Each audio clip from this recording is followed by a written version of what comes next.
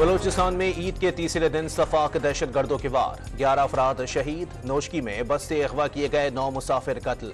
नोशकी में ही गाड़ी पर फायरिंग, 2 अफराद जाँ बहक और 3 जख्मी। वजीर आला बलूचिस्तान सरफराज भुगटी ने दहशतगर्दी के वाकयात को नाकाबिले कबूल करार दे दिया।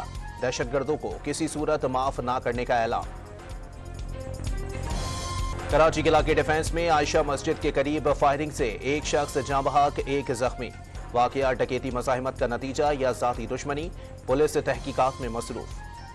हैदराबाद में पेट्रोल पंप पर डकैती मज़ाहिमत के दौरान फायरिंग से खातून जख्मी। डाकू 2 लाख रुपए और 3 मोबाइल फोन छीन कर ले गए। मुबैना इंतखाबी धांधलियों के खिलाफ बलूचिस्तान से तहरीक शुरू। चमन और पशीन में आज जलसे होंगे।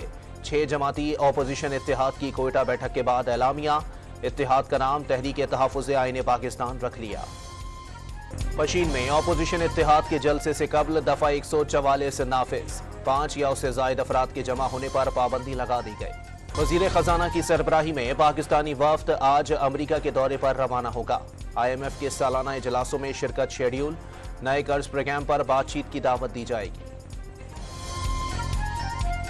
ईद के तीसरे रोज भी इसराइली फौज की दहशतगर्दी। गजा में एक और रिहायशी इमारत को बमबारी से तबाह कर दिया।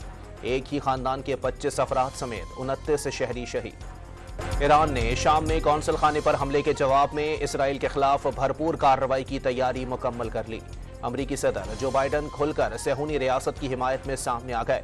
इसराइल का दिफा अमरीका पर फर्ज करार दे दिया। और कराची में आज आंधी के साथ दरमियानी शिद्दत की बारिशों का इम्कान। मगरबी हवाओं का सिस्टम पंजाब, खैबर पख्तूनख्वा और सिंध के बेशतर इलाकों में भी बारिश बरसाएगा। महकमा मौसमियात की पेशगोई।